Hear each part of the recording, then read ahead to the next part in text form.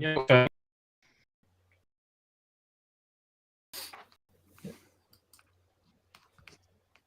Hey guys, good evening. Andycharger here, and welcome to the channel. As you can see, that I am surrounded by fellow YouTubers, Stephen Harper. Hey guys, Don Parrott, and CarChris. Now, Hey, hopefully, we're not lagging. I'm hoping we're not. If you can let us know in the chat if we're all a bit jerky. There seems to be a few internet connection issues tonight, but hopefully we're all good. I don't know. Yeah, there's something happening, Andy. Sounds weird to me, mate. Sound on or off. Houston, we have a problem. Okay. That's interesting. Huge frame drops. At least it's not just me. Yeah, it's not just Dom. Dom was lagging, but not anymore. We're all so hopefully, guys, huge frame drops. Okay. I'm hoping it's going to clear up, but if it's not, then do let us know. But yeah, sounds like my exhaust. Okay, that's not a good sign. We're a little bit lost as what we can do, but I am going to try and clean up the feed if we can to see if it makes a difference at all. In fact, what I'm going to do is I am going to hand over to Mr. CarChris, and we'll see if he can just keep you entertained while I try and Chris. This is something new tonight. There you go. You are the main participant. Hello, people. Is the sound better now? Is the frames all working how it should be working? Video is lagging. Sound is okay. So sound is sorted. It's just a picture. How's everyone tonight? Did everyone have a good weekend? And did any of you in the chat come to Quattrophenia? Right. Oh, how are we going? This is all good now. Chance. Interestingly, all good. Perfect. Is that because you're on camera and you've sorted it out? I reckon you've single-handedly fixed the internet, Chris. I reckon so. That's all good. So I'm just going to put that up just to confirm in the chat. It says we are all good now. Yep. So that's good. So we'll try again. So welcome everyone. Thanks for joining us tonight. I'm sure we've got a whole lot to get through. So yeah, just work around the group, I guess. Stephen, you've had a busy weekend. What have you been up to? My weekend hasn't stopped. I'm probably still recovering from it now. So during the weekend, we've set off. So as well as the Mark 1 TT, I also have a Mark 1 Golf, and 26 of us all headed off to the west coast of Ireland and way out west.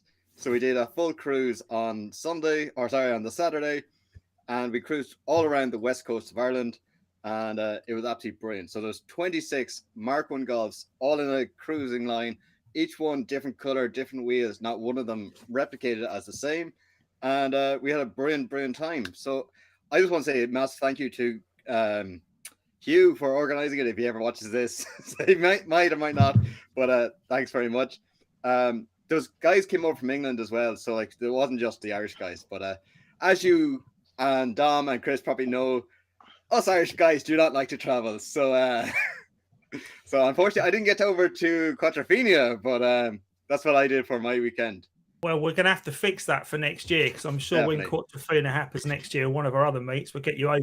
Obviously, we're going to come and see you next year as well. So that's going to be quite a big thing, I think, when we come over. We'll get a few cars over. So it won't just be the three of us and you coming over. It's going to be we're going to bring a whole tribe of people behind us.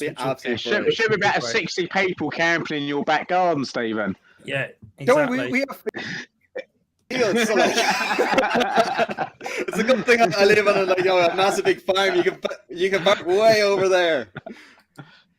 So the troublemakers to be way over there. So the troublemakers to be way down the back. It would be pretty cool, mate, wouldn't it? That would actually be awesome. Absolutely. Yeah, so I think we weren't the only people to have meets over the weekend, though, were we, guys? I think there were a few other meets going on. I think Peter Loden has just mentioned the chat. There was a meet up in Scotland, I think, as well on Saturday, or up that direction at least. I think I saw a few pictures. Looks like it was a good meet, guys. Hopefully your weather was as good as we had. But I guess Dom and Chris, what was your thoughts over the weekend and what we were up to? Video's lagging again, Andy, in the chat. Our video is frozen. Okay, well, I'm a bit lost as to why that is, because I'm hardwired in and I've got a lovely, great big pipe coming out of my house, so to speak. But unless there's a problem with that tonight, but that's Yeah, sound is perfect. Video's lagging it's just badly. a Okay. video, yeah.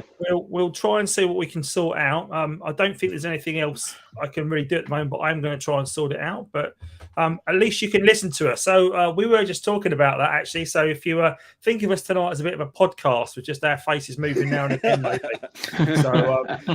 So we're like an audio. Although Dom doesn't move much on my end either. So I'm thinking, is Dom there but you are moving now? You are moving again. Yeah, I'm still here. Yeah, good. Yeah. So what were your thoughts on Saturday, guys? That was absolutely brilliant, wasn't it? Absolutely brilliant. I mean, the only sort of thing, obviously, was the London. We could have was a little bit. got rid of the traffic. Yeah, exactly. We could close all the roads. That would have been perfect. So, Chris, just for someone that wasn't there, Or we need to do some sort of.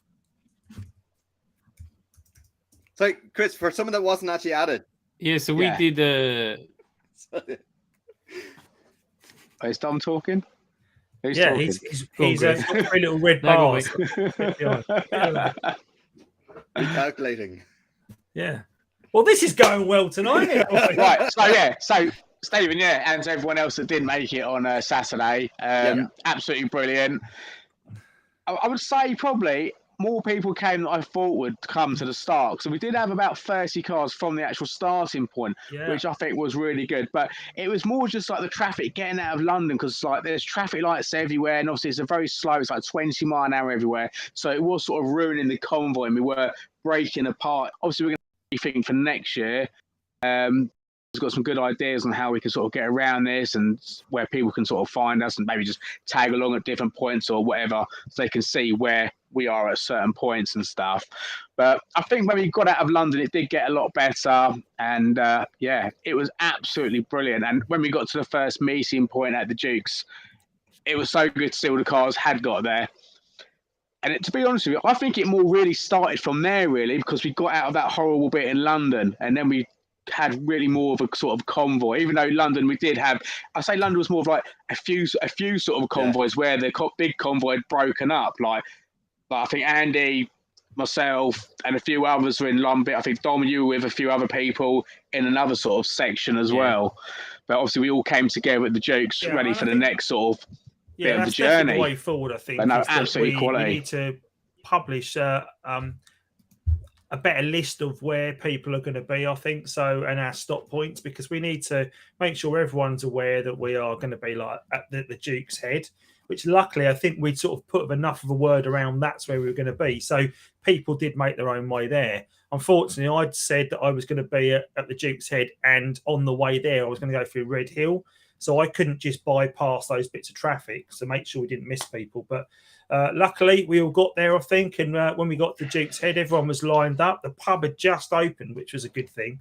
And I think everyone was able to freshen themselves up with a soft drink and use the services there.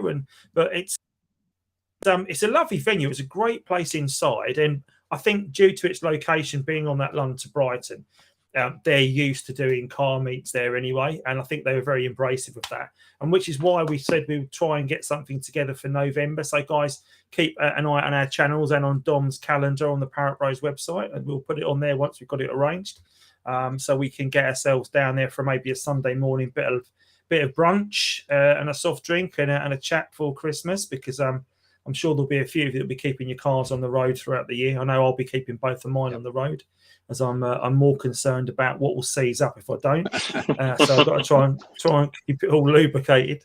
That's the thing, is it? Do you go with the extra expense of using it and taxing it and MOTing it and whatever else goes with it, or do you go with put it in the garage and then foot the bill when you bring it out and it's all seized up?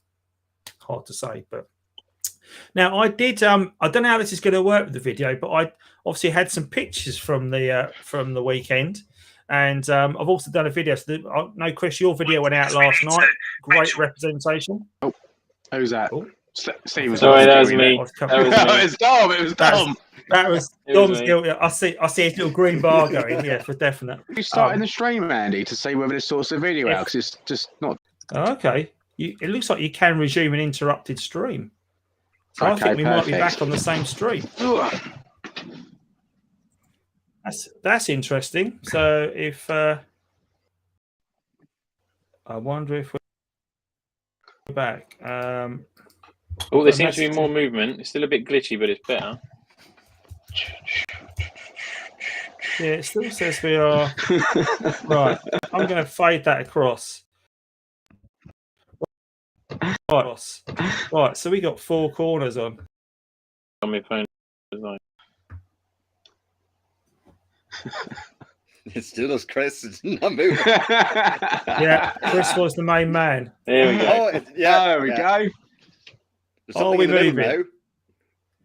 Yeah, Still glitchy Hey, though. Bill, 2 frames per second to 4 frames per second. It's probably about right. hey, modern technology. Hey, Yeah. modern technology. We have been live for a minute now, so let's see if people can see us at all.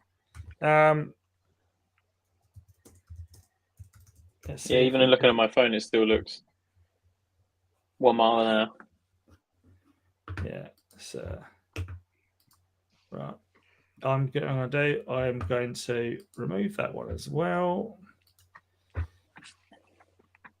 So, from what I can gather, no one broke down this weekend. No, No I one don't said to think me they it broke is. down or That's any good. breakdowns, which 35 odd cars is not bad going. Yeah, I had a couple of noises, but yeah. I don't think anyone actually mentioned they were having problems either. I think everyone got there quite successfully. There were a few people that said they were concerned about making the journey, and one of the guys, the guys from Wales, came from Pembrokeshire. is that the guy in the Noggy?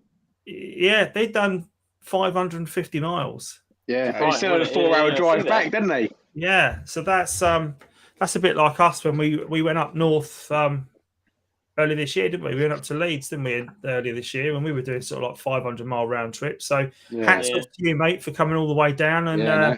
appreciate that for a very sort of overcast day in Brighton. But it was but the weather held off, didn't it? That's the good It thing. did. It did. It was nice on the way back. The sun was proper out on the way back. Yeah. Yeah, Although like we that aircon. we had a little journey along the coast, and we had a few spots of rain, and I was a bit like, is that rain or is that sea spray? And when we were sort of about a mile from the sea, I realised no, it was definitely rain. But like I said, the tonneau cover was on, so I didn't really want to have to stop and yank that off and swap it out. But yeah, it was all good. So there was a lot of cars that I'd not seen before. I think. What do you think, Chris? I know Dom, you've seen most of them before. But was there many you hadn't quite a seen? few that I hadn't. Quite a few Okay. that I hadn't. It was interesting. Nice to see talking some Mark 2s and 3s as well, wasn't it? Yeah. It was a real mix of cars, wasn't it? Yeah. I mean, obviously, the Mark ones were the predominant car, but there was still a few from the other Marks as well, which was good. And there was a couple of guys that I spoke to that had said it was their very first TT meets, and so I think we are sort of encouraging people out of their garages and coming along and meeting people. I think people realise it is quite a scary thing. When I went to when I came up to the breakfast meet in Hemel Hempstead, I was quite apprehensive, thinking what are people going to be like? Is it going to be quite clicky? But it's not. It's a really like great first day at community. school, wasn't it? Yeah. Someone did steal my lunch money and flushed my head down the toilet, but that's maybe that's a different day. I don't know. It might have not been. But I think, Dom, you mentioned that some of the other communities that you've bought cars for and got involved with, they're maybe not quite as friendly as our TT community is. Yeah, the community's definitely the best I've found. That's hence the reason I've stayed for so long. And just makes me keep sort of reinvesting into it, you know? Yeah. I don't really know why, definitely. but I don't know. I think it's because of the wide age range. Because if you go to some forums and certain vehicles and brands, a lot of them are very older generation and very, this is how the forum works. You must abide by this. You know what I mean? And they're all clicky because they've all been on there for 20 years. Whereas the TTs go from 18 to 70 something, 80 something. You know what I mean? Yeah. Yeah. So I think it's such a diverse platform that it's just pretty cool, you know? Yeah. Yeah, I was hoping to put my little picture slideshow, but I dared touch the feed because it seems to Try have it, mate. stopped. Try it. No way. One at a time, Andy. One at a time. No, it's got me scared. I've actually pulled it off now. I've actually deleted it off in case it's that's doing it. But some of the cars that I'd not seen that Merlin Roadster before. I think the guy had literally just bought it. It belonged to a guy called Kurt. Yeah, I think he'd gone up and bought that. I think he brought it from Scotland, and I was saying to him, "Oh, can I have a look in the boot? Has it got all the extras? Because the Merlins normally have all the toys on them, don't they? All the extras, because it's a Merlin. So have you got cruise control? Oh yeah. Have you got sat nav? Can I look in your boot? Can I have a look in your boot?" But he didn't have sat nav. But it was it was nice, wasn't it? Yeah, he did say that. I followed it quite a bit. He had a boot full of tools. Oh, did he? Yeah. You literally opened the boot and there was literally like a can of oil and a load of like screwdrivers, spanners, and things. I thought, well, he's planned ahead.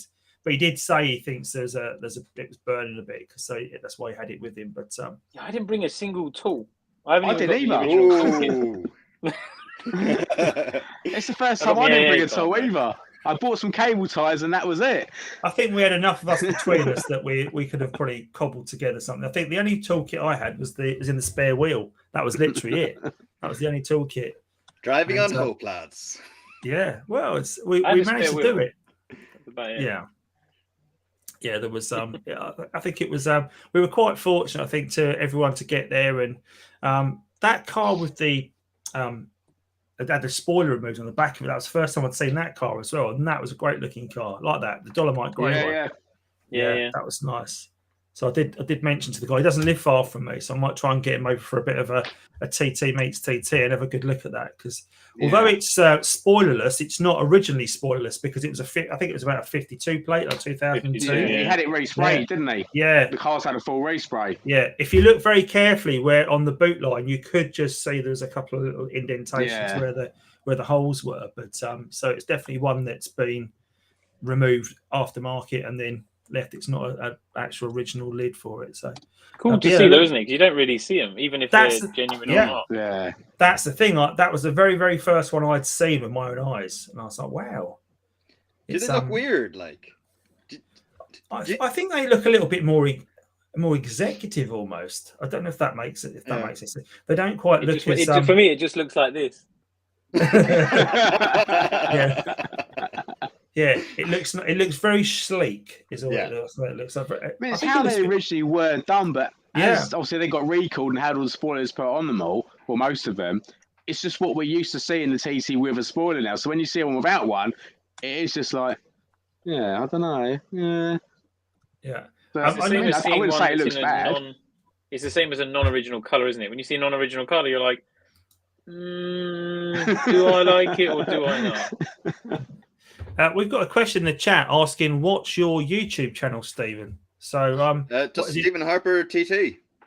Okay, so it's youtube.com/Stephen Harper TT, all one word. If you just search in YouTube, search for Stephen Harper TT, it'll come up. Or combine harvesters and tractors, and it'll usually be on that.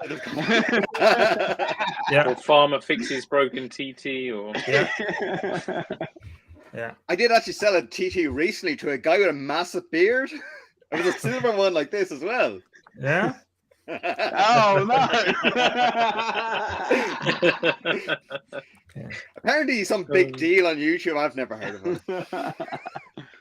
Oh, do you know what? One of the guys. So the guy I come up with didn't really. The guy in the Mark III. He didn't know, obviously, about my channel because he'd seen on TT Addicts the thing and just put who's coming, and I said, oh yeah, come, I'll follow me or whatever. And then towards the end of the day, he goes, "Oh, I saw you was walking around with a camera. Were you doing a video? Like, where would I find? Is there going to be any videos?" And I was like, "Yeah, there'll be a couple always videos. A video, always. There's always a video."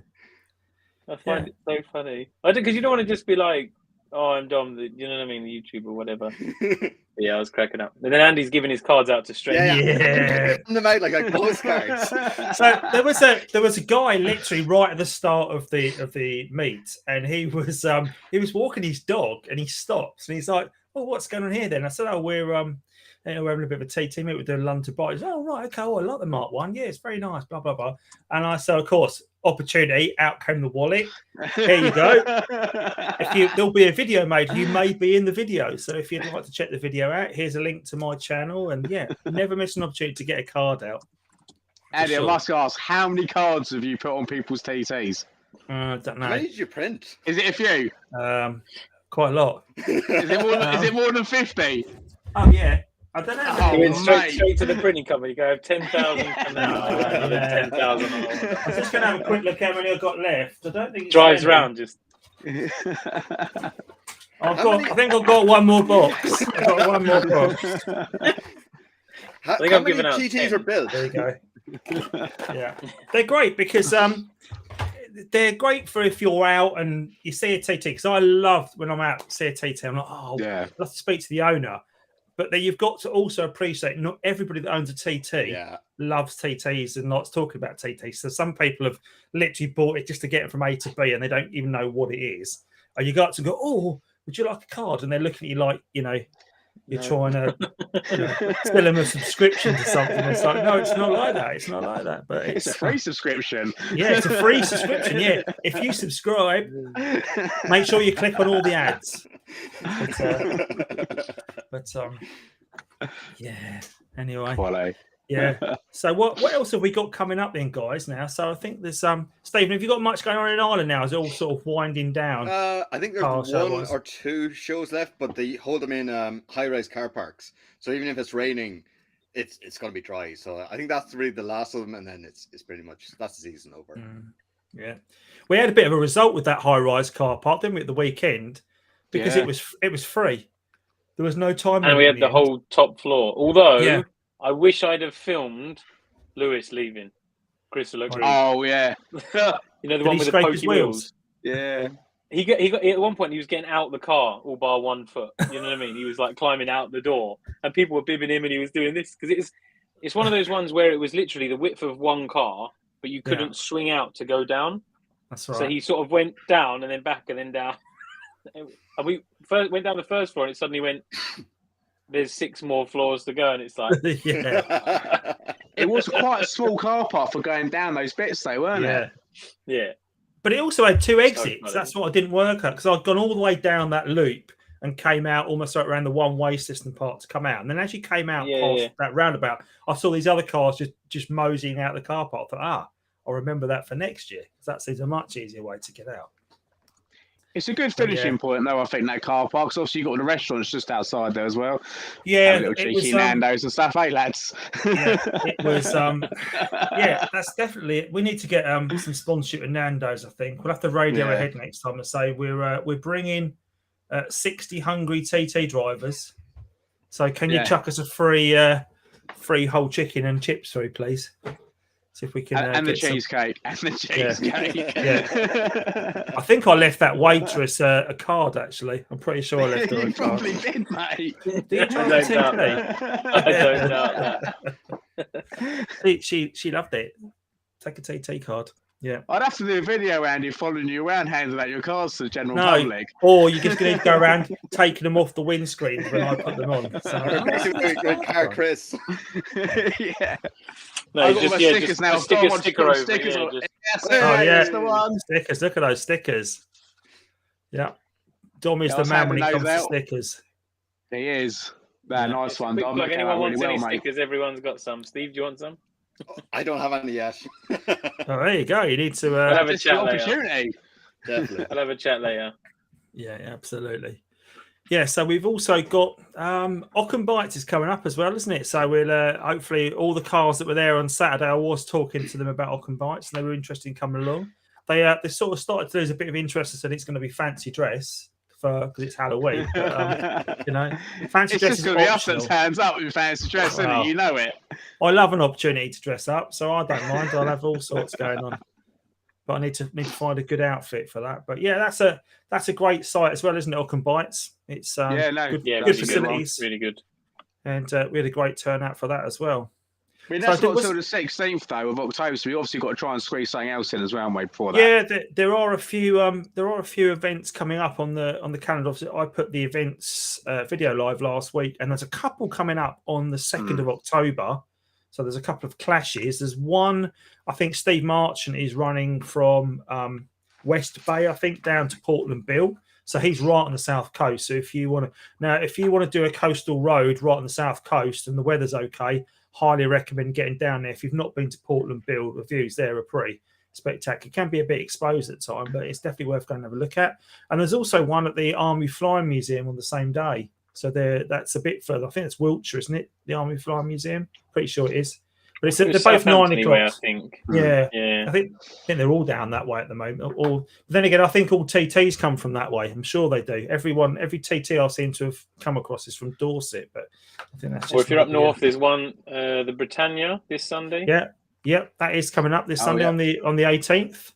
I think that's a 10 o'clock start, if I remember rightly. It's a breakfast one. And it is 10 o'clock, yeah. Yeah, and James Pugh is organising that one. So if you want any more details on that, definitely look on the Facebook groups and drop a message to James Pugh. Or if you don't have Facebook or Instagram, but you're watching this and you want to get in touch, then it's worth checking out my events video from last week and drop in either Steve Marchant or James Pugh a message in the comments there, and they'll pick it up. That seems to be a good way of getting hold of people. It's strange, isn't it? How, because I think we're on so many platforms with Insta and Facebook and YouTube, but you still go to our meets and we talk to people and they say, I only have YouTube. You know, that's what I use to get in touch with you guys. So it's great that we can sort of share that with people. It's weird when people go, I only heard about this yesterday, didn't they? And you're like, we've been pumping it for the last month. That's it. We obviously we pump it 24/7, and you just think they're like, "Oh, I only heard of it yesterday." And you're like, "Do you not go on Facebook, Instagram, YouTube?" You know what I mean? Like, it's everywhere, isn't it? Yeah. But it's on your calendar events now as well, isn't it? Yeah. I'm hoping James slowly start people adding that to their diary, their calendars, or whatever. So they've got it. Yeah, I see, James. I see you in the chat, and you started for a shout out for the 18th. So yeah, hopefully, you'll get lots of people there for the 18th. Unfortunately, that clashes because I'd have loved to have gone to that. But I think that'll be a good one. The next couple of weekends are really sort of chock-a-block for me, but otherwise I'd be at a few more. I think there's also one coming up on the 24th, isn't there, in Ipswich at Kelsey Mill? Yes. Yeah, that was the guy messaged me. He runs a CAF, and they're having I think they've got quite a bit of parking, and they've got like a classic car meet, and he's got a TT, and he's going to get try and get loads of other TTs there. But I don't know how many are out sort of east, because obviously Ipswich is quite Ipswich, Norfolk, and North Essex and whatnot is quite out there. Yeah, even the guys, the South End guys that tend to go to quite a few of the meets, it's probably a bit of a trek for those guys. But I think Jeff was talking about putting his car in the garage over the winter anyway. I think he was away. Yeah, I think he stores it up. But yeah, I mean, you'd want to really. It's in such lovely condition. But yeah, there's that meet going on. So yeah, that's another one to look at. Then obviously we've got ours on the 16th, and I've got a feeling there's one coming up in Essex as well, and that also might be the 16th, the Pine Pints one at the Hare at Roxwell. Yeah. So I don't know if that's the 16th. I've not got any more details on that at the moment. But it's definitely worth sharing that out. Yeah. So Chris, how's your VIN windows going? I see you've there's definitely a lot of people turning up with those new windows. So good work on that. Mate. Do you know something? I think since I've started, I've sold over 40. Brilliant. That's great. I'm selling about 2 or 3 every day on eBay at the moment. Yeah. I think I've done 6 over the weekend, another 2 today, and yeah, they're going really well. You know what I mean? And it's nice to see that people are using them because they do just clean up their area and do try and keep it looking, similar to stock as possible. Totally transforms the look of that part of the car. No, exactly. I'm very constantly having to keep on making more, but luckily I've got a lot of material still, so I just keep on making them every few days. Yeah, that's the thing. It's even though I want to keep my car stocked, that part of the car is just atrocious, and it's one of those things that I think it's almost better to make it look nice than rather have it cracked and so you can't even see through it. And there are alternatives to it. I know there are. Exactly. People have got the 3D printed ones, but I think your one's definitely more OEM looking because you can see the details through the window. So I think that's a great idea. With the 3D printed ones, I spoke to a few people about them because I was going to get one of those originally, but then I started hearing about little letters and numbers falling off them. Yeah, so I watched a couple of mine. Oh, there you go. Yeah, just an LDT. So then obviously I didn't go for that, and then obviously you can get the billet aluminium ones as well from Quantum, which are really quality as well if you want to go for that sort of look. But I think that sort of area on the car, I just wanted to keep it looking quite sort of standard, really. Yeah, and you've done a bit of dress up in your engine bay anyway, haven't you, recently? Yeah, The old Quantum Solutions did sort me out all those engine parts, all those little covers and caps and stuff, and I'm really pleased with them. They do look really good, and the fitment's quality. I mean, the quality of the material, obviously billet aluminium, it's strong. You're not going to have any problems with it, and I think they do just sort of smarten up the engine bay. So my whole plan for the engine bay is sort of go very similar to Dom's, where it's like all sort of black under there, but then obviously I just have these billet aluminium like bits that make them really sort of like pop with the whole engine, the rest of it all sort of black. Yeah, wicked. That'll look great. I think if you well, say it already looks great in there, so I think there's more to do. I think you've also got some you've got a new replacement for your intercooler as well coming up, haven't you?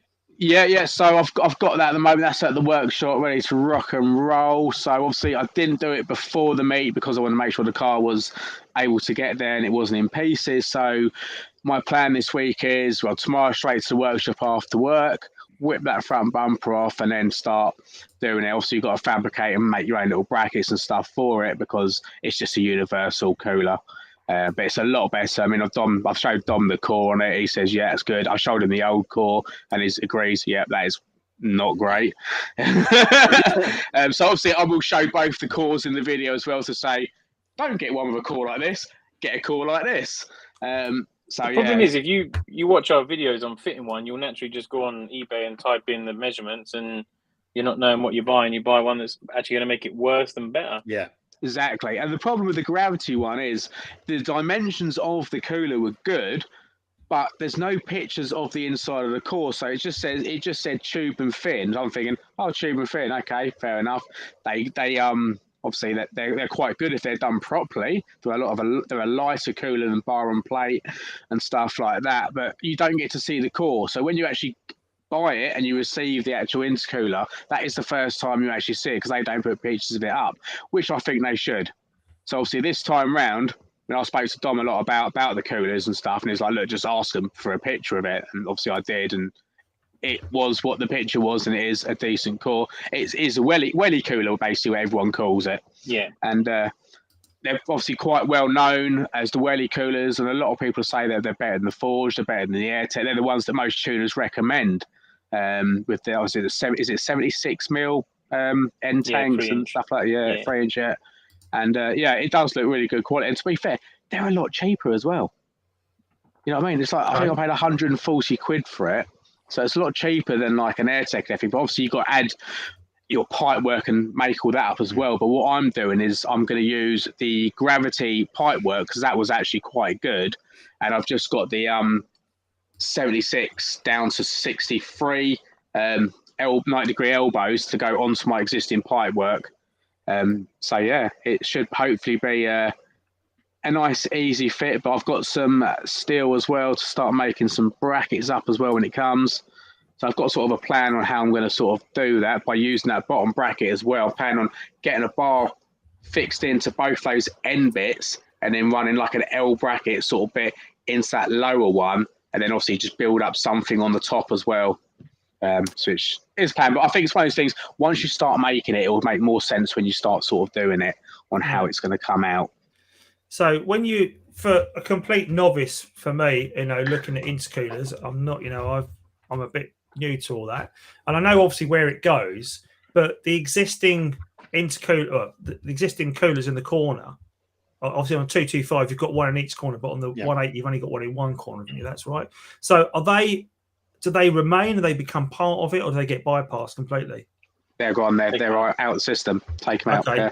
So they're actually removed. So you've got your intercooler, because I've always noticed when people have got an intercooler, they tend to almost have to cut a bit of their bumper away to get those like rounded pipes that sort of like. If done right, you can get it all behind an original 225 bumper, 180 225 bumper. If you have a V6, you may have to chop out the side plates because obviously the bumper is a lot deeper. If you look at yours, you can see there's a step of a good, I don't know, maybe 2 or 3 inches where it goes back to the grills because it has that like vent at the side, doesn't it? It does, yeah, indeed. So you normally have to trim that a little bit. And the name of the game is just capacity of air, because if you work out the two side intercoolers are only, I don't know, probably size of a Yellow small pages book. kind of size. that's what we like. Yeah. But if you work out the amount of air that actually goes inside them, it's not a lot. Yeah. Whereas if you think, I think it worked out something like, don't quote me on the figures, but I think an original system is like 2,000 cubic millimeters of air, or whatever it is, the value, and then a welly cooler is like 3,800, 4,000. So it's nearly double. Because you normally feel when you map it, it runs out of puff at the top end. Yeah, I mean, Chris, you showed me the difference of the core when you're looking down the core and the amount of daylight you can see. So there was no sort of it's just it's no cooling. No cooling. It is literally it's going in and out so quickly. There's no time for that air to even cool down. Yeah. Guys, just very quickly, because I don't know either. Like, what is a welly cooler? Like, is it a? Is there a way of putting a picture up? It's something the farmers use in the summer when they've got hot feet. It's basically just a universal intercooler, which is bar and plate intercooler by 3 inch wide. Yeah. Okay. Yeah. I'll send you a link to the one I got, Stephen. Yeah. So there's a question there that's come out. It says, do you have to drill into the frame to put a front inter on? As I've seen some are, and you've got to cut into the lower bumper for the pipe. Yeah, that's where I'm getting at. I think Dom's mentioned if you look at the 3.2 bumpers, because like I said, they are much deeper back. So that where you've got those three sort of grills on the 225, the two side ones, they're only back maybe literally far enough to almost clip in, but the 3.2 goes much deeper. So you'd have to take all of that side out. And it's they don't. You do have to nibble into the back of the bumper a little bit, but not. You can still mine. The grill's still fitting perfectly fine. You couldn't see it unless you're looking for it, especially if you use black pipe work. And does it affect the cooling of the car? Because obviously, like on the 225, the side, the intercooler at the side, and there's a front open, all the way open to the radiator. But if you put a front intercooler on, are you adding extra heat then? Like how efficient is it really? I think I gained 1 or 2 degrees on coolant temp. So not enough to worry about, but a slight increase. I mean, you could run a cooler thermostat if you wanted to. But the name of the game is cool air intake temps, isn't it? So that's what you're trying to achieve. Yeah, I mean, I'll take the headlamp washers out of mine when I feel the gravity. Do you take the headlamp washers out on yours, Dom? Do you know what? I took one out because I only need to take one out. Don't ask me why. Oh, did you? Okay. And then I just took the other one out, so it didn't work anyway. So. Yeah, there's Alex has mentioned that in the chat. Actually, said headlight washers definitely need to go. But he's got the V6 bumper as well, hasn't he? Yeah. He has, yeah. But Alex has got the forged front mount, which obviously for a 225 supposed to go on without having to do any of that. But obviously having the V6 bumper, then he's had to obviously adapt it because of the V6 bumper. Chris has put that the 22 they fitted a front mount at Badger 5 without moving the headlight washers. You can. I see that. But you'll have to do custom pipe work. So they've obviously fabbed, welded pipe work, so it literally comes out and turns and avoids and whatever, which is great. What in the cooler was that they were fitting? They may have fitted a welly cooler, but they sell AirTech, don't they? Yeah. The problem is for a person doing it at home with no welding equipment, unless you have a lot of joints, you are limited to what pipework you'll use. But for most people who want to have a go and do it themselves, they're not too bothered about just trimming it up. Yeah, so I think Craig's mentioned that the V6 bumper is an expensive bumper to chop up. Yeah, I think the retail of those is definitely in the high 3 figures. I think about £600 or £800 a pop. I think for a bumper. 600 quid. Yeah. And Toyo Wellies. Yeah, Toyo Sports Wellies. It's exactly the same one I just bought. Yeah. And Chris, one question: if you have the 225 and you put this big intercooler on, like obviously you're going to map it as well, but like how much of a gain? Is there any gain if you don't map it as just a bog standard 225? Put a big intercooler on the front of it. What's the horsepower afterwards? If you put a front mount intercooler, a larger turbo intake pipe, and a downpipe on, there was a guy, Richard Lewis. He bought his to Badger 5, a completely stock car, rolled it, and it made like 251 horsepower, I think, just because it knows it's learning the maths, got more air coming in. Do you know what I mean? It can adjust the fueling accordingly, and it will naturally learn that it has a better flow, and it will increase the power a little bit. Obviously, to make the most of it, you map it, you'll get 280 something. So definitely worth doing. But it won't hurt. It won't hurt the car. More flow is good because they really suffer. Yeah, you basically just want those intake temps as cold as possible, and it's just another thing that's going to help aid it. Same as like having like the induction kits where you're getting more air in and stuff like that, and it's cooling that air because obviously you think it's going through the turbo, that's heating up. You just want to cool it all back down again before it gets into that inlet. So that's another good reason to take my soft top out in the winter. You see, air's cooler, turbo work better. Yeah. Good reason to drive it around in December when people are looking at me like I've gone mad. But I want to do the fuel pump as well. The fuel pump? Yeah, just I want to upgrade the fuel pump. Is it the Simtech everyone that goes seems to go for? They've gone around the circle. They went from Simtech used to be the one, because it was one I had. Then they went to that Dauschwerk 65, the DW65. Right. And then I think they're back at the Simtech / the Bosch, is it 0441? Right, it's a combination of the two. I would just speak to whoever's going to map it, or if it has mapped it, and just say, what do you recommend? Because they're obviously churning them out every day. Yeah. Quite a fiddly job to do as well. Yeah, so I want to do it as well, because obviously I don't know how old the one is in there. It might be the original. The car's done, 134,000 miles now. So I just want to replace it anyway, so then it's like, okay, I haven't got to worry about that now. You know, it's just preventive maintenance. Just make sure everything's going to be okay. Yeah. What mileage has yours got? Stephen, what's yours got on your car? How many miles has yours got? Yours is high, isn't it? 197,000 miles. Wow. Oh, you're beating me. What's yours done? Good on you. The 188. Nearly 189 from the weekend. Nearly. And the reason why mine has so many miles, it's a commuter car. So the guy lived quite far away and he commuted every day up and down to the airport. So it has huge mileage, but it's pretty much driving in a straight line for hours and hours. What do you reckon the average mileage would be on a car? Like, if you went out now and got all the cars lined up, and what do you think the most average mileage would be? Are they still under 110, you reckon? I reckon 110. I'd have said 120-ish. I would have said 140, yeah. All right. So both mine are under average mileage then, according to your estimates. That's quite good. So would you say that the V6s come at higher mileage? When I see them for sale, I'd say every single V6 for sale seems to have 110,000 miles or 104,000 miles. And I think that's probably because the chains are about to be done. So that's probably why. But all the 225s, they tend to vary. You can get them down as low as 60 and you can get some up to 130, 140. But the V6s all seem to be for sale at the same mileage. I don't know why, if that's just me, but it's a bit of a... So I think average mileage is over 100,000 in average right now then. Yeah. Well, sure, they're all going to be 20 years of age and they've been driven. So, like, it's probably very rare to find one under the 100,000. And if you do find one underneath the 100,000 and hasn't been driven, well, why has it not been driven? Is there something else wrong with it? Yeah, because I've got a V6 now. That's why. But yeah, what's your mileage on the V6, Andy? It's 111 now. So 86 is mine, I think.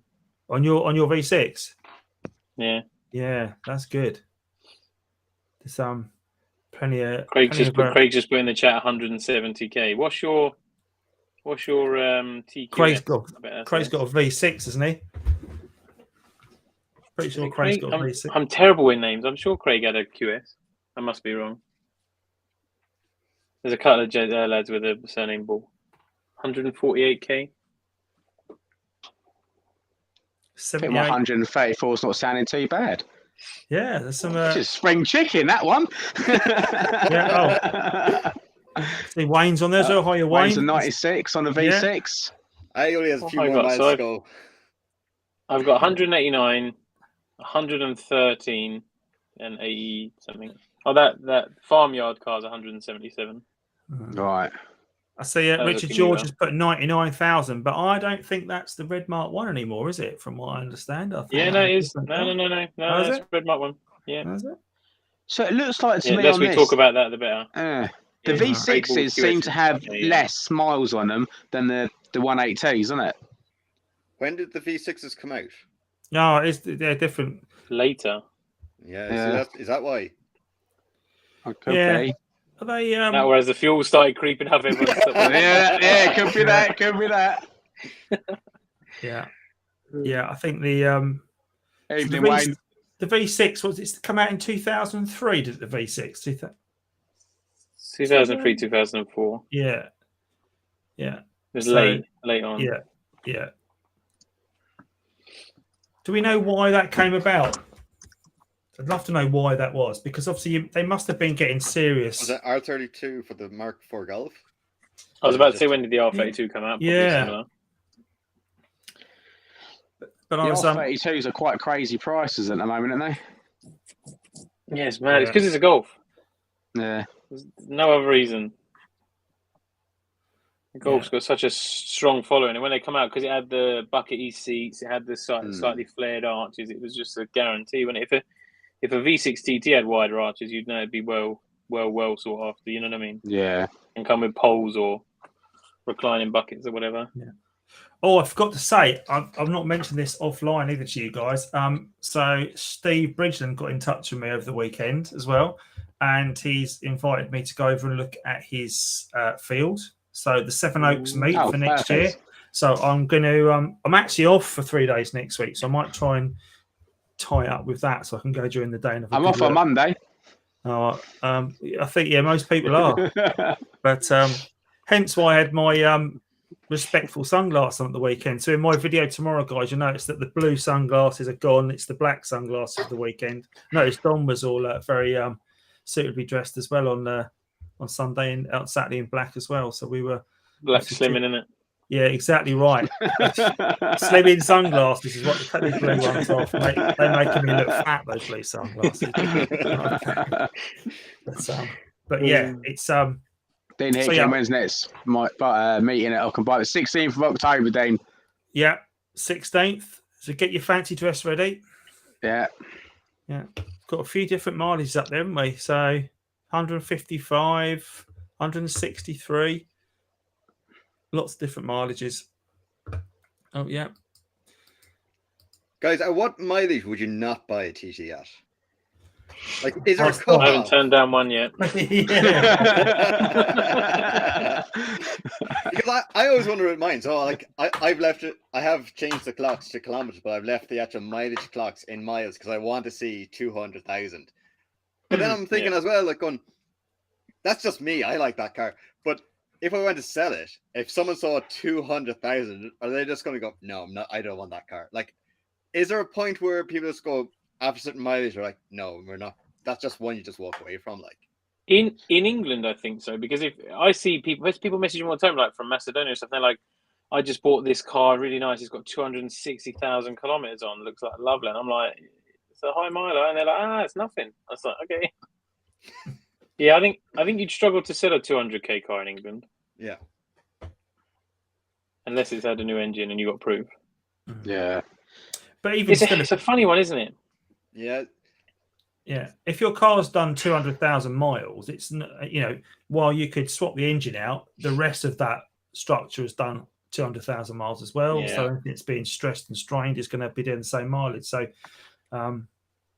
when I sort of looked at that car, that green car that I was looking to think, I could do that and do it up and do loads of bits to it. That hadn't done that many miles, but the bodywork looked like it had. It looked like it had done 400,000 miles. Mm-hmm. But definitely not. I think if the body's been through a hard life like that, it doesn't matter how good your engine is. So I guess even that's the thing, isn't it? You buy the leggy ones, and then you have to. It could look nice on top, but underneath everything's. Yeah. You get like Chris's bushes in his one, and just push the back arm like. Yeah. Yeah, they had to get it changed. That was sketchy. That's when we first came to Meta, that services driving there with that, and that was just like I pulled over in the bus stop because the rear end just felt sketchy. Loose. Yeah, it's but I think when you got yours, you've done absolutely loads to it though since you've had it, haven't you, Chris? Yours is. Yeah, I've done a bit to it. So obviously, like the winter, sort of the cold sort of months is a good sort of time because obviously during like at the moment there's a lot of shows and stuff, and I want to, not have the car off the road. So obviously we're calming down a little bit. So it'll be coming off again during the winter, and then hopefully I'm going to start, getting the subframes out, pushing them, getting them powder coated, and stuff like just getting those sort of bits done while it's up in the air, sort of thing. Would you say that you'll put the Mark 1 off the road over the winter and use the Mark 2 more? Oh no, I probably just use the X5. But no, yeah. So yeah, the Mark One will come off, and it will just. It's nice when you don't have to rush. It's like I've got to get that done now because I need to use the car tomorrow. It's nice to go. I can leave that jacked up. Sometimes you get a part, the part might not fit. Okay, I've got to wait for another part, or I need a special tool to do this, and you can wait for that. And it's nice just to sort of take your time and not have to rush. And obviously, like while you're in a certain area, you see other little bits as well. You're like, okay, well, while I'm in here, it's stupid to put it all back together because I can get to that now. So I might as well do that as well while I'm here. So yeah, I think the winter's good for sort of things like that where I can just, get a lot of it sort of done, ready for next year where I can just enjoy it. And the car will just get more and more reliable and more things just get done. So it becomes a better car sort of every year for like meets and events and shows and just more reliability, so you sort of enjoy it a bit more. And say, like, apart from the timing belt water pump, is there any maintenance that absolutely should be done? That pickup pipe, if you don't know about it. Sorry, say that again? The pickup pipe, if you don't know about it, if you've got a history of that, and it's quite leggy, motor and stuff like that. So if I was looking at putting the car in the garage over the winter, which I'm not, but imagine there might be people on here that are going to do that. What is the sort of preventive medicine? And they're not patients, are they? Preventive measures you should be doing really to do. Stephen, what would you do if you were going to garage it up in the harsh winters of Ireland? I think number one, not to pull the handbrake. If you're putting in, leave it in gear. Don't pull the handbrake because the calipers will seize. I don't know, like really, like it's you just make sure that it has oil. Make sure that there's actually coolant, not just water in the radiator. Like actually antifreeze, and that's really it. Like I've had cars and you put them, they've just passed the MOT, you literally put them, store them away, take them out like a year or 2 years later, and there's bits of rust and everything. Oh yeah, number one thing, never ever power wash a car before you store it away. If it's dirty, just leave it dirty because the water sits in every tiny little crack and it just sits there and sits there. And if you are putting a cover on top of it, make sure it's a breathable cover, not just a cheap one from Little Aldi, just a plastic cover. Like, I think that they're the kind of big things. I do know, like with the convertible that I have, when you store it away for the 6 months and then you take it back out, like anywhere that you had sunscreen or like that, the handles, like so all the steering wheel or the door handles closed or the seat belts, they all grow a little bit of mold or something like that. Like just weird things like that you just start to see over time. But I don't know, like I drive mine all years round, so. Do you reckon that is a fault, not a fault, but a symptom of a convertible over winter if you don't use it? Because my 225 also gets a furry steering wheel over the winter if I don't drive it. It goes like a mouldy, furry steering wheel. So give it a wipe off. I'll tell you what to buy. Go on then. Buy yourself I think you can get them from Halfords. I got them off Amazon. They're like a bag of what feels like granulated, like a silica gel. Oh, I know what you mean. Yeah. But you can take them out. Dehumidify little pouch things. Yeah, it's like a little dehumidifier pouch, but you can actually put them in the microwave to dry them out. Right. And then throw them back in the car. And they have a spot on the middle which is pink or blue. When it goes from blue to pink, then it's time to recharge it. So you just bang it in the microwave for 6 minutes and throw it back in the car. And that stops the steering wheel going funny.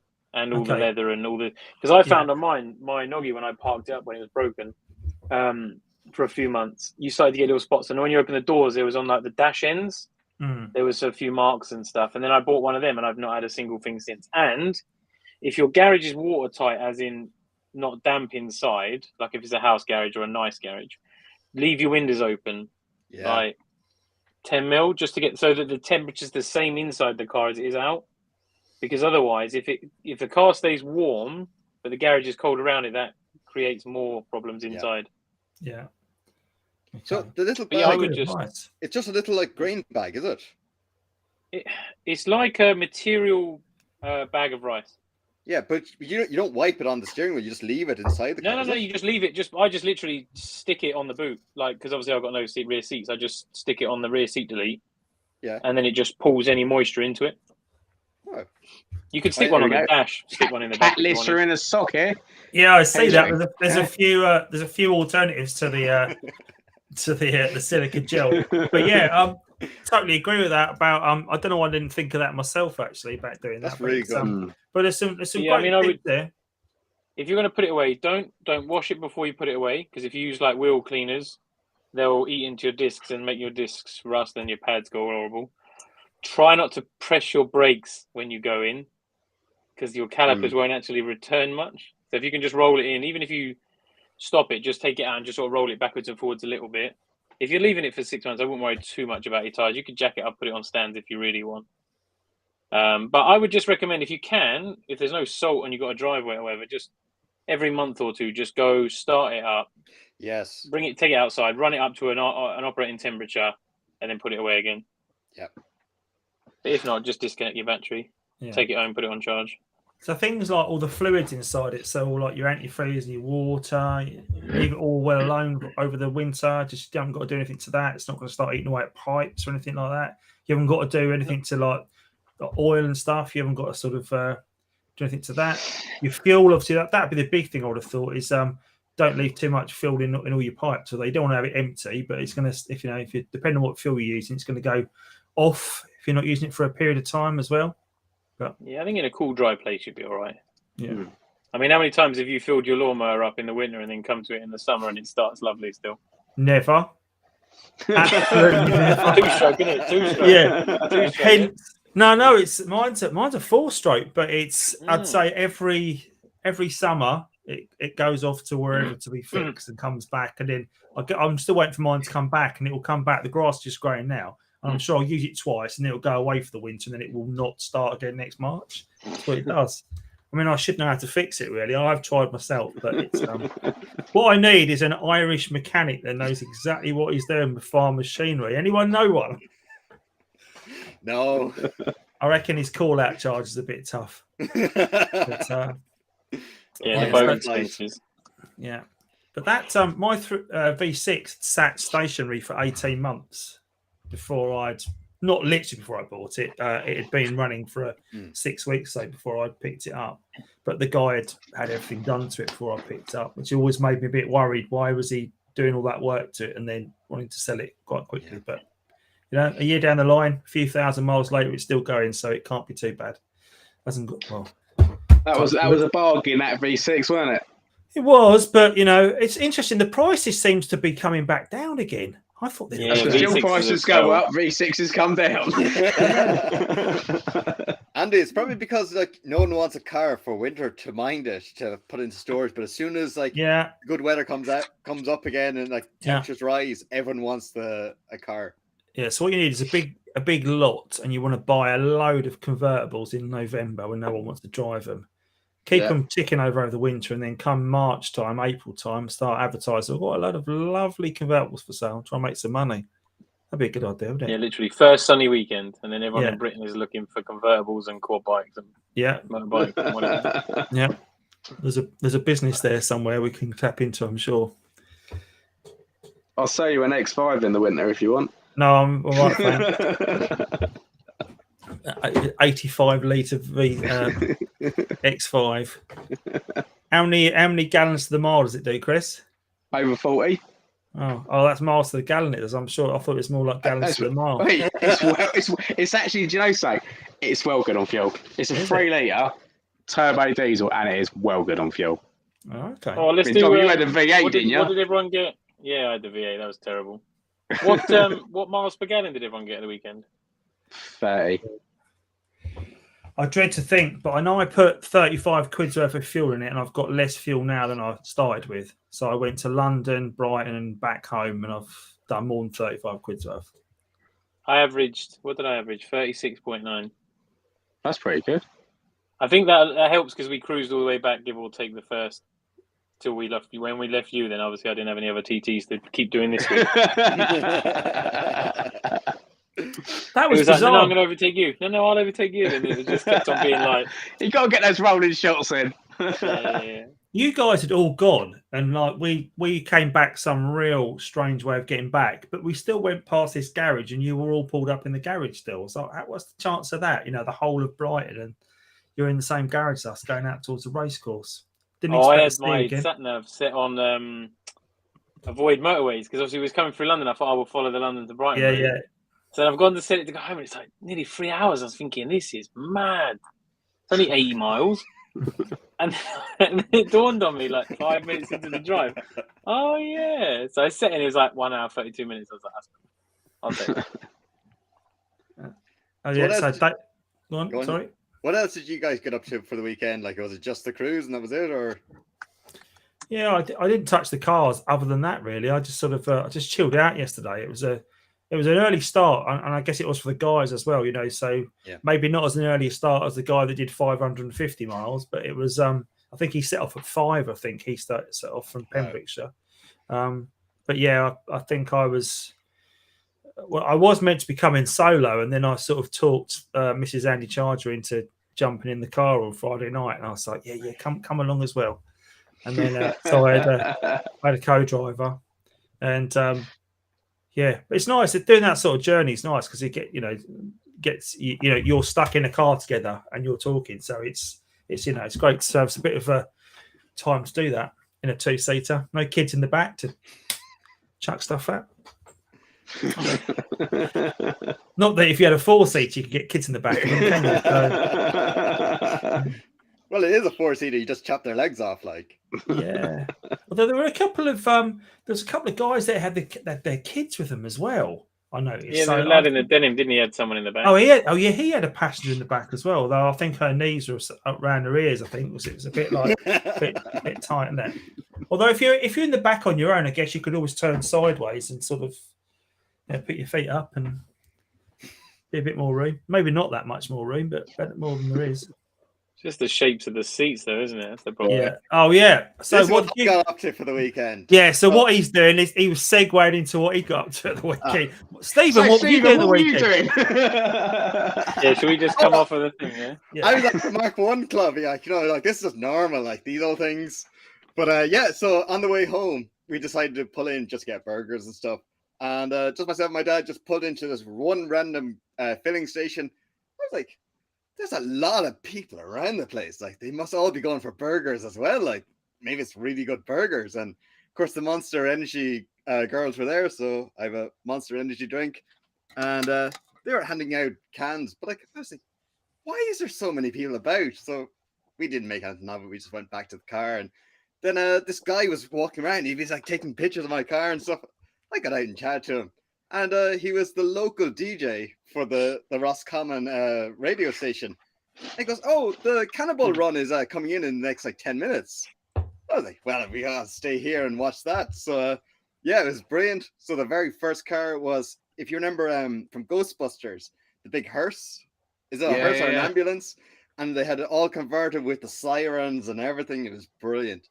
And then after that, there was the older, the run-of-the-mill kind of Lamborghinis, Aventadors, Diablos, Ferraris, all the hard-to-name ones. Those McLarens. And then there was a few. I absolutely love this. So there was an Audi R8. Well, there's a few of them, and there was little kids standing beside me, and they had their phones out, recording all the cars going past. And he goes, "Oh, you gotta get a video of the Audi TT." as the Audi R8, and there was a part of me that decided, I should really tell him it's an Audi R8. And then there was another part of me going, no, let him tell everyone it was an Audi TT. So it was pretty cool. So there's loads of stuff there, and so we're all driving Audi R8s or Audi TTs, whatever you want to call it. But it was a brilliant day out. So do you reckon we could get some of those vinyl stickers that seem to be like Marmite on Facebook, where people stick it? Oh, I've got an R8 style TT, and maybe we could go on the Cannonball Run with our fake R8s. Oh, you just get enough stickers on all the cars, all over it, and then just the little side blade things. Yeah. They are really. Let's say they're polarizing. Let's call them polarizing, because people put a picture and say, "What do you think of my car?" And then they get absolutely pulled to pieces. They do. Normally, but it's everyone's car. You do what you want to do with your car. But if you do that, you've got to be prepared to take some abuse, I think, because there are a lot of people that don't see the good side of it. So, but yeah, whatever you want to do to your car, that's a good reason to leave it standard. But so you were that car, those cars you were looking at the weekend, then, Stephen. You said that you looked at the base price one, didn't you? Was it the Aventador? So, well, that's the Aventador. Yeah. I think we looked at some of the other ones as well. So the poverty spec one that it comes with like windy up windows, that kind of thing. The base price for the which one is it? Yeah, probably the Diablo. I think was $200,000. That was the entry price, and then for all the bells and whistles, or most of the bells and whistles, for the Aventador, I think it was like $500,000. Like, just crazy money. Like, I got to sit in this car here, the Aventador, and you sit into it, and you're literally sitting on the ground, and these huge big bucket seats and everything. But you see the price tag, you'd be nearly terrified to drive them. Yeah, oh yeah, for sure. That's the thing. They are well, even at 200 grand. I mean, I haven't got a spare 200 grand, unfortunately. So if I've got to find the money somewhere, then I might as well go for a better one than 200 grand. Might as well have a pricey one. I mean, what were they going up to, that top level spec?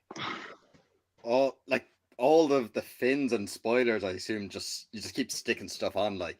But this one here was absolutely gorgeous as well. Like, is that the Diablo or not the Diablo, the Countach or whatever it is called?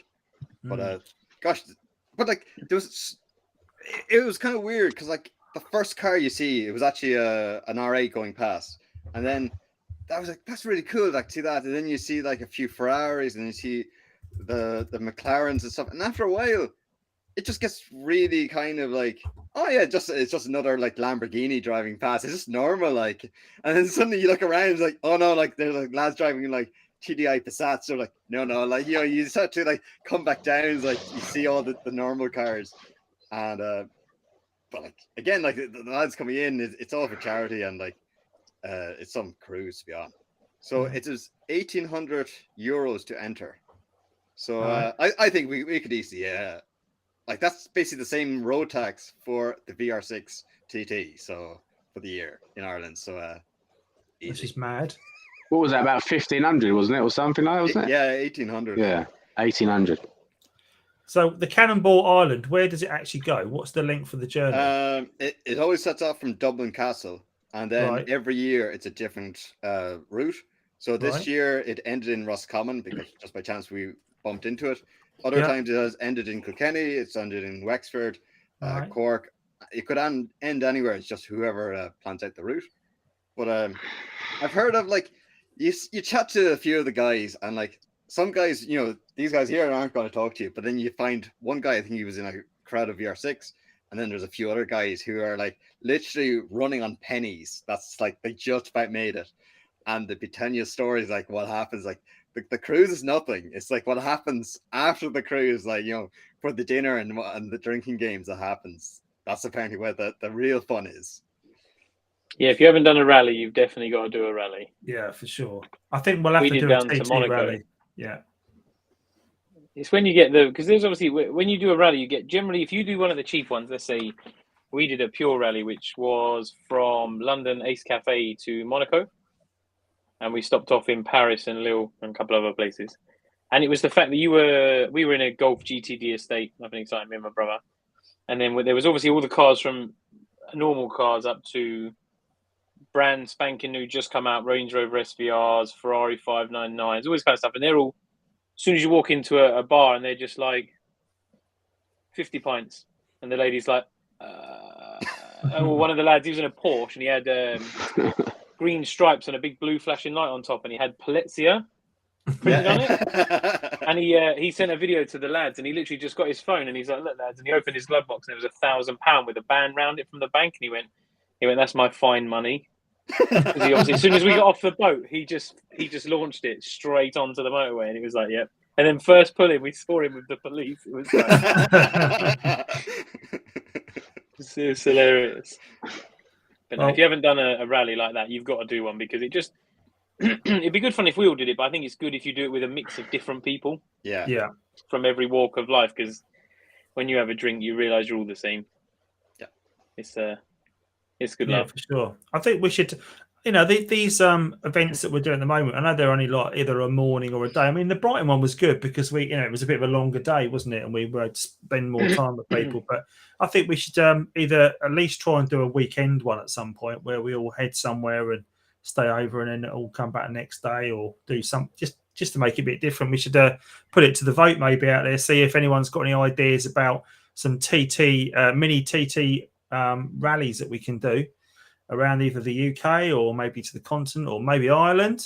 There's a good one. There's a good one to Ireland, which we are going to do next year, aren't we? So definitely got to do Ireland. So I think we'll definitely have to get all our calendars together quite quickly and work out for next year, because I think we're going to get booked up quite quickly with all the mad ideas we've got going on at the moment. Well, we're going to have to do Brighton again. We're going to have to do Springfest again. Ochan Bikes will be there. I think obviously we're going to do not Dean's Gate. Got Dean's Gate because I've just spoken to Dean, but the Duke's Head. We need to get the Battle of Hastings going. So a few people said that was a really good meet, and that they'd when we were going to put that one back on as well. So I think there are definitely a few things going on, and obviously Dom's breakfast meet up in Hemel once he locates his car park of his dreams he's looking for.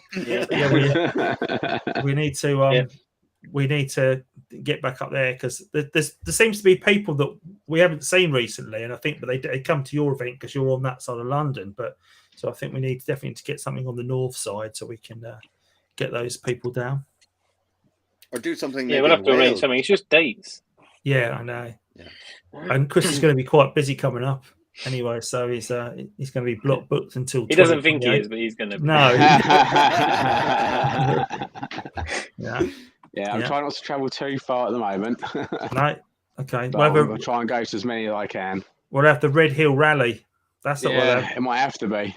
Yeah, we'll do that. We can do all of that. Yeah. So, what have you got planned for your cars coming up, then, guys? Anything major? Just fit that cooler this week. That's the plan so far. Maybe find a few other little things that need sorting out and fixing. Yeah. So, Dom, you must have done loads to your car if you've got 6 videos waiting to go out. Yeah, no, not so much. Not so much. No. Funnily enough, not so much.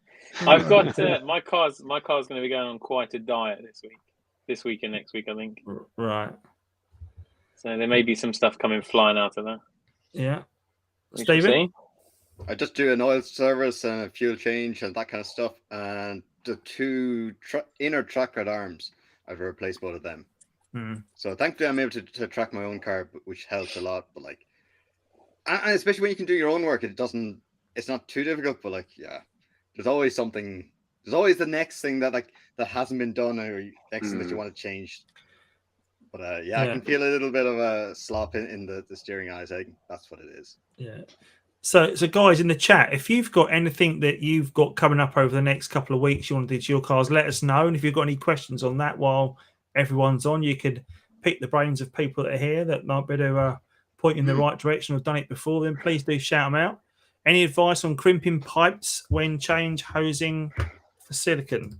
Okay, so that's from Wayne. So talking about changing his pipes over from the rotten rubber ones, so they tend to be, to the silicon pipes.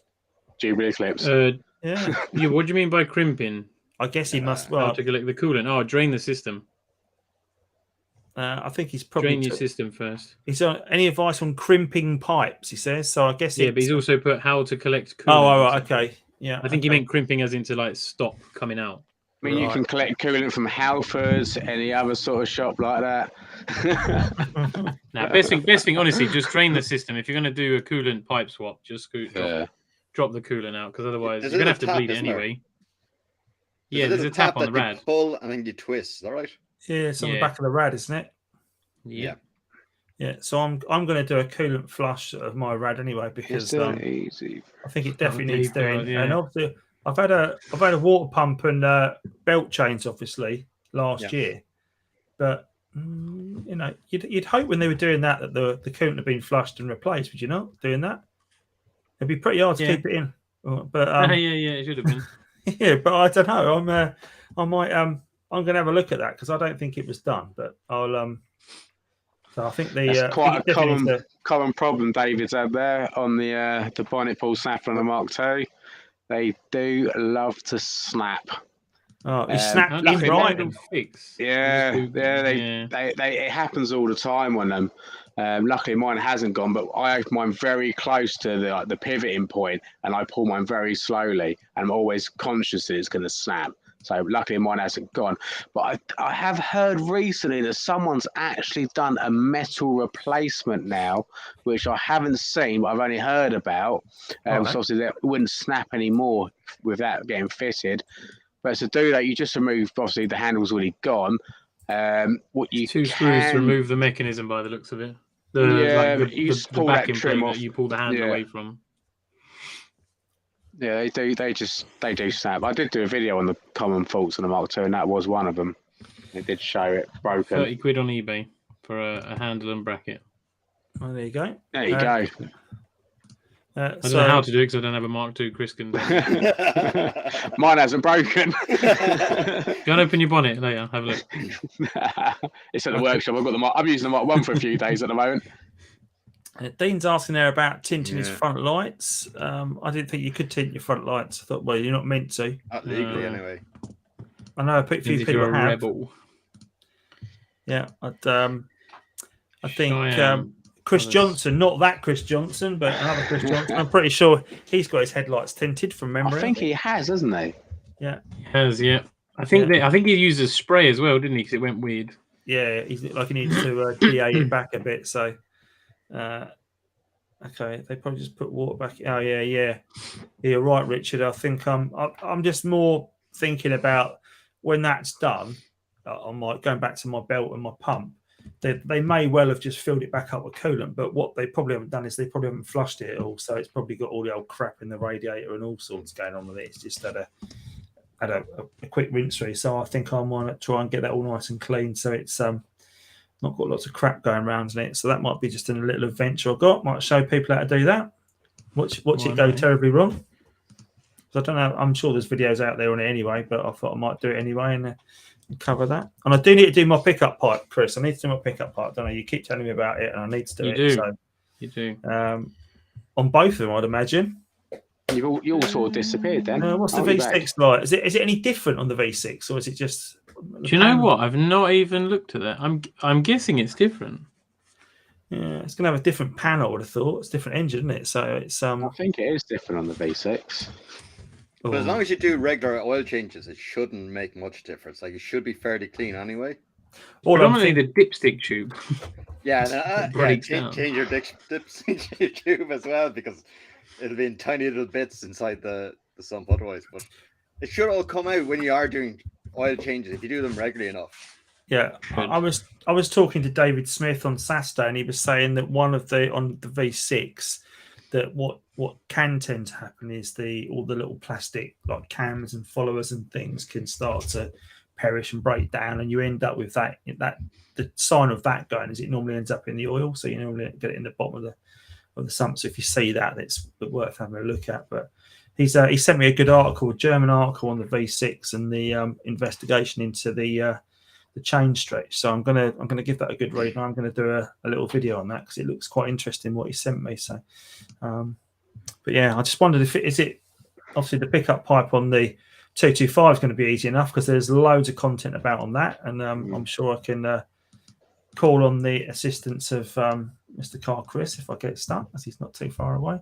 I might offer him a baby grow in return or something like that, or a bag of nappies. Of babysitting, yeah.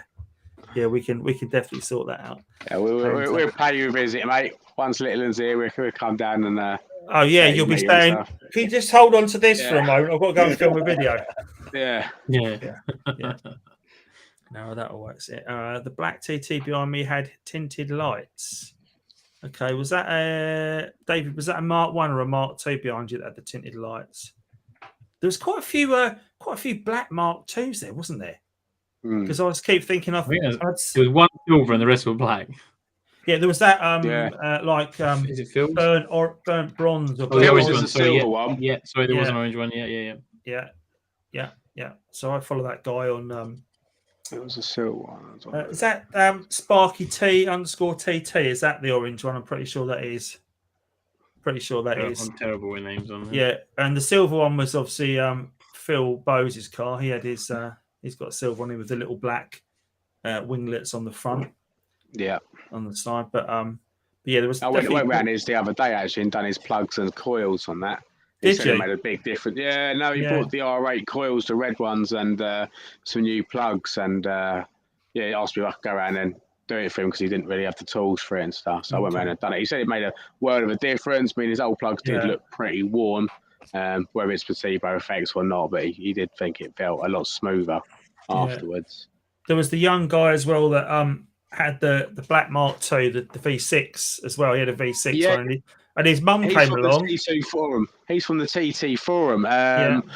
I actually first met him 2 years ago. It might be 3 years ago at Simply Audi.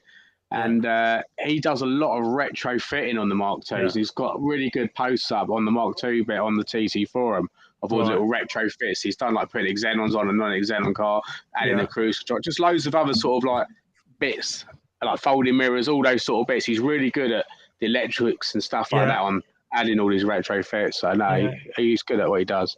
Yeah, but his mum had that red convertible that turned up in Brighton. Yeah, I didn't realise that was his mum. Yeah, so because I went up to her and said, "Oh, hello. Sorry, I've not said hello yet." And she said, "Oh no, I'm just here for my son." And then it worked out, "Oh, okay, that she'd come along to sort of see the cars." But it was nice to see that she had a Mark 1 soft top as well, and obviously keeping it in the family, which is good. There was a few roasters, weren't there? Yeah. Ben Calvi brought his rotor down as well, didn't he? And he's got a blue car that he's got off the road at the moment that he's just doing up, and got a lot. I think he's got a lot of work on with it from what he was saying.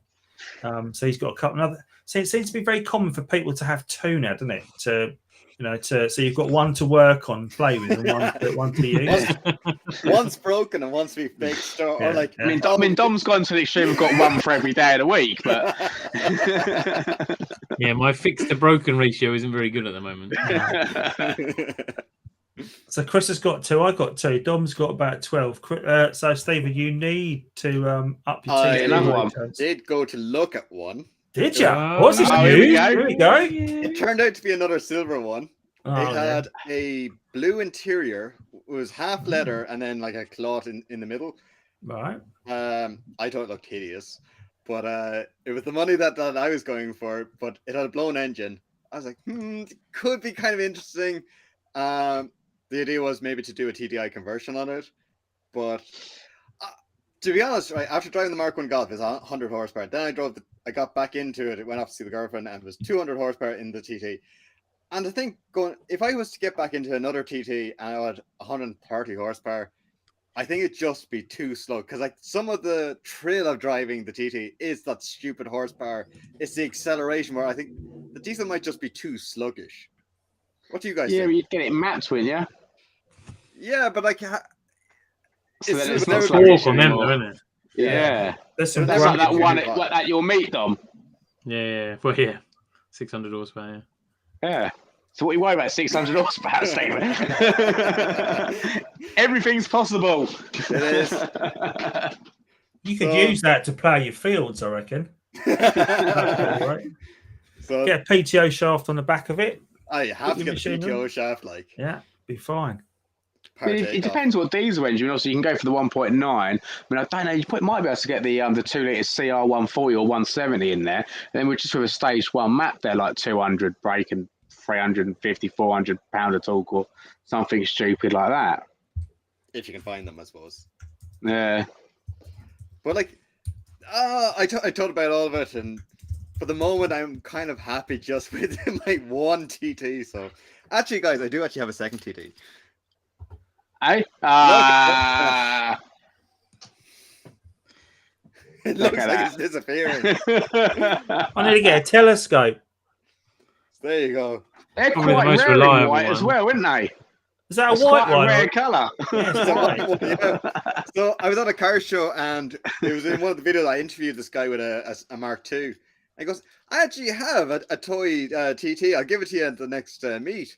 So he came up to the Kilkenny show, and he handed it to me. I was so busy, I actually kind of lost it. I actually left it in the glove box of the car. I couldn't find it until I was that way at the weekend. So yeah, very kindly, he just came up to me. He's like, "There you go now," and just handed me a TT. So that was pretty good. So now I have. Does that count as 1.5 or Yeah. 2? So are there many Oh, Mark I IIs dunno. about in Ireland then? Is there much of a Mark II following, do you know, in Ireland? Just really very few. Any TTs in Ireland. Now, there's more Mark 1s because it's more of an entry level that, that people don't. They're small, impractical little cars. So, like, most people just want to drive a Passat or a Golf or whatever with 4 doors. But, like, yeah, the Mark 1 community is starting to grow. Like, it's a different type of culture of people now that the prices have dropped a bit. Still very few Mark 2s and even less Mark 3s. Like, and would it be cheaper for you to import a Mark 1 from the UK to work on? Or would it be cheap for you to buy in Ireland? Or don't the import taxes like from doing that? So the biggest problem is the VRT, which is vehicle registration tax. So to get Irish number plates onto any car, that's what you have to pay. That's why everyone tries to import a 30-plus-year-old car because it's a lot cheaper, because that's now it's actually vintage. But before that, you're just importing a modern-day car. So, like, to import a 20-year-old car, you still have to pay the full VRT. It's kind of nuts. Where you'd be better off to get a Mark III TT because it's only a few years old, and then import that because taxes are roughly all going to be the same. Right. I don't know. Like, if you say for the VR6, if you're saying that's 3 or 4 grand, I say probably VRT is going to be definitely around 2, if not maybe 2.5 grand. Really? So, like, yeah. So, like, it's pushing the price of the car. Like, it's nearly half or 3/4 of the price of the car. Yeah, that's mental, It's isn't probably cheaper to buy Irish cars because of the cost of the tax, isn't it? Yeah. So, like, Because people don't want them. Yeah. What I do notice that some people are doing is they're going over to England, buying the R32 or like the Mark IV Golf, or else obviously a TT, bringing it back with English number plates on it. Basically, the plan is they declare it, we're chopping the car in half, we're pulling the engine, and they're literally just buying just the engine and the gearbox. But they just bring the whole car over because obviously if you go over and you go to a breakers, you can't test, you can't drive the car. You have no. There's going to be bits that you miss or leave behind. So I do know of like people that are doing that. They're literally just bringing back cars all the time, but they're not registering them or anything because it's taking the guts out of them. So, do you want to register some cars at my address for a small fee? Yeah. I'd actually love that. You can register as many as you like. I don't care. I don't know whether you guys watch Jamie Oakes. He's the YouTuber from America. He's into VWs and stuff like that. He came over to Ireland he's into a lot of Japanese stuff as well, but there was a few Volkswagen stuff. Came over anyway to Ireland for, they call it LZ Fest, so it was like a drift fest, and he toured around Ireland. But like it was kind of the same thing.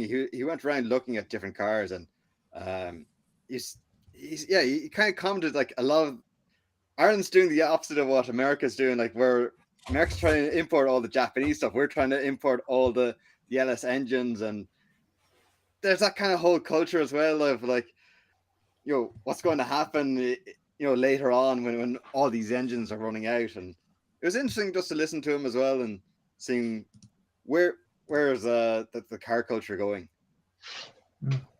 Do we know in the UK numbers of cars where you've got the Mark 1, Mark 2 and Mark 3, how comparable they are today? Do we know if the Mark 1's still more plentiful than the other two, or is the Mark 2 more common, or Mark 3? I wouldn't have thought the Mark 3 is as common, is it?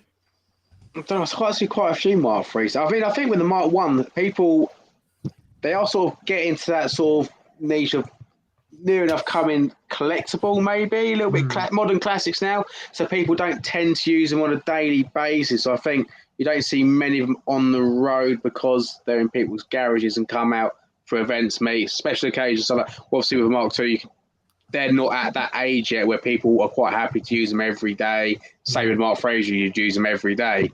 So I thought it'd be interesting if you could get all the Mark Ones that have been hidden in people's houses and get them all on the road. Because I can go driving for a couple of days and not see another Mark 1 on the road. I mean, I don't know about you guys, but I probably will see a Mark 2 and I probably will see a Mark 3. But there must be figures out there on like how many are left or whatever of like original production figures that were produced. Obviously, there must be figures go on to out how many left.co.uk. Yeah. The only issue with that is there's like, I'm just looking at it now. There's probably like 40 different options because it lists like Audi TT Coupe 150, Audi TT Roadster 150. Right. Audi, you know what I mean? You have to go to all of them and add it all up. Yeah. And then you got to try and work out what. I mean, if I just pick Audi TT Quattro TDI, so it's obviously going to be Mark II. It says this year there was 3,237 on the road, 125 saw them. Yeah, so that's just alone. That's more than all the V6s and the QSs put together that are left. You know, just on the TDIs. So on the Mark 1. Oh yes. So there must be more of them, even if there's not as many produced. There's probably more of them left because obviously they've been around for less time than the Mark 1 and the Mark 2s and the Mark 3s don't really rot that much either because they are pretty much alley bodied. I mean, one hasn't got a spot of rust on it anyway. I would like a Mark 3 just to have it as like an everyday car, but they're still asking strong money, I think. I mean, Rappy uses his as daily, doesn't he? Yeah.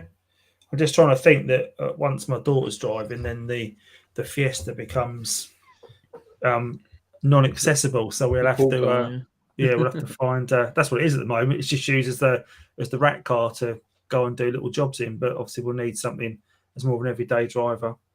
Obviously, I bought both the Mark 1s as everyday drivers for Romy to knock around in, but she's I think she wants something else.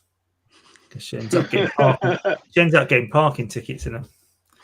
So I need to find something cheaper. But yeah. Chris, you really need now a Mark III in red. So then you have like 1, 2, 3 all in red. Yeah. Stephen, I would love to, mate. But obviously money's tied up in other things at the moment. Yeah. And but yeah, no, one day I will get one because it would be pretty cool to have all three of them. Yeah. Set up the TCS is the sweet spot on the Mark III. Same with the Mark II, really. The TCS is the sweet spot. But yeah, no, I have been thinking about it, but I also want a V6 Mark 1 as well. Yeah, there's many things I want. you got to get a V6 at some point. But I need to get another family wagon.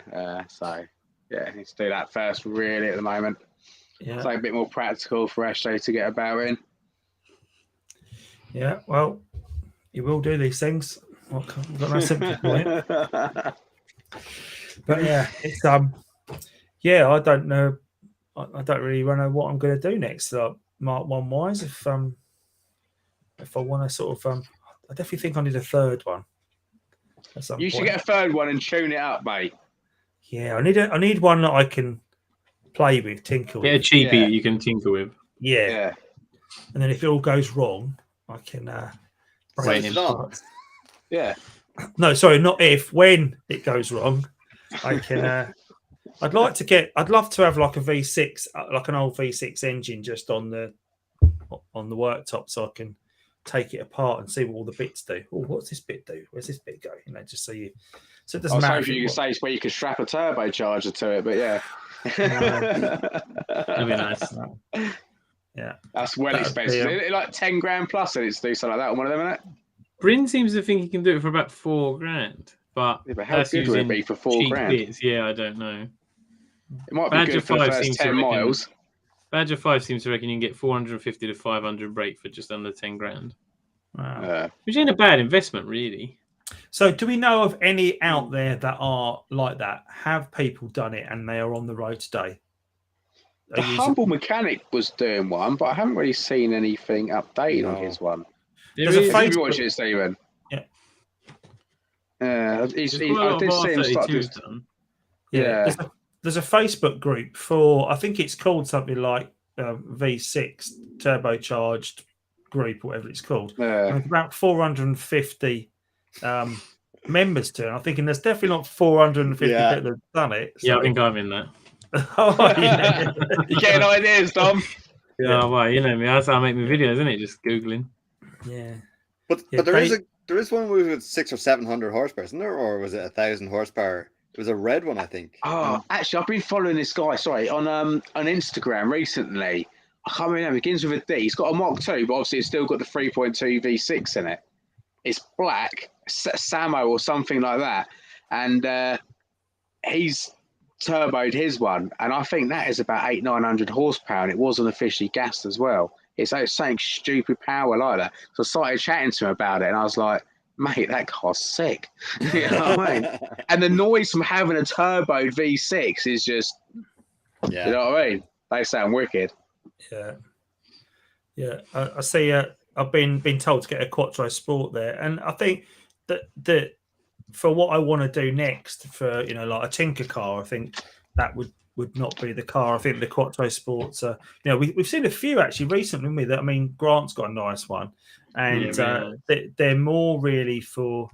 Although I think his is tuned to buggery, isn't it? And it's got like about 380 brakes. Yeah, something like that. He's done. Yeah. Well, he bought it like that, all done, didn't he? Yeah. I think he said to me he had like the seats for like 30 grand spent on it, like recently, just before he sort of bought it. So that is a sorted sort of car, isn't it? Really.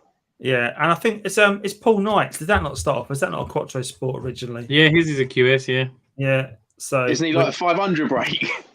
But late fours. Yeah. Is it late fours? Yeah.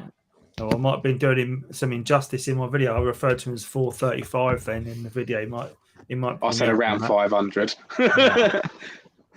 But it's that's the thing, isn't it? The Quattro Sports, if they're like that and they've been spec'd up to the max, then it's great. But if you're getting one nowadays and sort of look after it and put it in the garage, which is what I've done with the other two, really, well, sort of.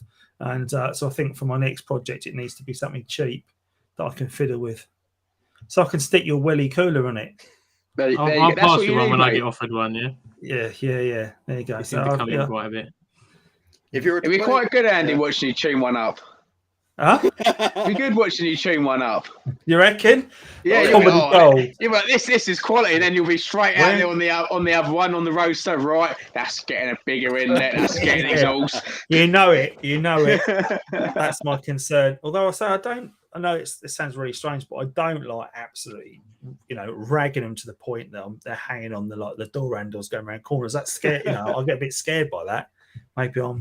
Maybe they're not the cars for me. Who knows? But yeah, I think it would be nice to. I'd like to take one around a track at some point as well. Maybe not mine, but someone else's. Any volunteers? Who wants me to take their car? Dom's got a few. You can come around mine. Yeah. Let's take them. So if you're, you could do like TT hire. So when we have TT events and shows and stuff, if someone hasn't got a TT, they can hire one off you for the event. Yeah. It doesn't have to drive, does it? I can just push it in. No, you can just that's it. They can stand there and pretend it's theirs. I'll give them a list of things that are wrong. I mean, things that have been done to it. I'm just waiting for my son to come up to me and say, "Dad, I want to race cars," and I'll be okay, right. Buy a go-kart. Yeah, I want to race TTs. Right, yeah, okay. Yeah, buy a go-kart. It'd be cheaper. Yeah, absolutely. If you were to put a forced induction, would you go supercharger or turbocharger? On a V6. Turbo for the whiplash. Yeah, I thought I'd go turbo. It's that bang bang bang as you get to the top end. Literally, the exhaust has to do this as well. That's it. It can only do this, just straight out the bonnet. Yeah. Streamer pipes and everything. That's it, screaming pipes straight out the bonnet. I mean, the Charger is nice. That's why I had the S4. That was a V6 supercharger, and that was wicked. Like the whine. I used to pull out and watch people because they'd see you and they'd think, no, nothing. And then you just. And they're like, what is that? Bit funny. Yeah, I'm trying to persuade my mapper to put no lift shift on my TT. Right. So that when I can go up the road, it would just be whoa, brr, whoa, bang bang, whoa, bang bang. You know what I mean? And then there'd probably just be parts of the engine just flying out of the exhaust. Like. Definitely not. That's just £400 an engine now, and it's fine. Oh, right. What for a replacement engine? £400? I'm literally just gonna have a quick look on eBay now. Yeah, have a look. So because Stephen's got his eye on that TT still, so if you can get him a cheap engine. Was that a 225 that had blown? Was it Stephen that car? Or was it 180? No, it was a 180. It had a single exhaust. Oh, Okay. even cheaper. Has anyone changed a 180 and put a 225 in it, which put the engine straight swap and change all the bits go with it, or is it too much to change? Is there too many other bits to change? I'd assume it's literally just pull one out and put the other in. You change the loom. The loom's different because a BAM will have VVT. Yeah. Whereas the other ones don't. Plus, there's carbon canisters and wide band and narrow band ECUs and all that kind of crap. To be fair, if you've got an engine and loom, it wouldn't be too bad. And is the floor pan not different as well for the exhaust? Is that different as well on a 225 over 180? No, it's 180 Quattro. Should be the same. I was gonna say if it's Quattro, it'll still be the same. Right. Yeah, there was someone saying that they were thinking about buying a 180 front wheel drive 180, and they were unsure if it would be what it'd be like compared to the 225 there. And I sort of said, well, I think that the weight saving you get out of not having a Quattro being front wheel drive and a 180, I think they could be pretty comparable, are they not? If you're not up for tuning it, then they're fine. It's sort of a 6 of one and half a dozen of the other scenario. The 180s are quite punchy because they've got a smaller turbo. Yeah. So they come on boost a lot quicker. They're a lot less laggy. However, they run at a puff at the top end. So yeah, I think he says it's got a 5-speed box in it as well. So it's nicer gear ratio. Yeah, much nicer. Yeah, so engines 400-500 quid. Fine. And what are you getting for that full engine? Yeah, complete engine.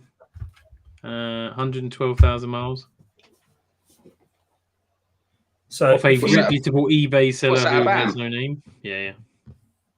You get 180s for 250, Stephen.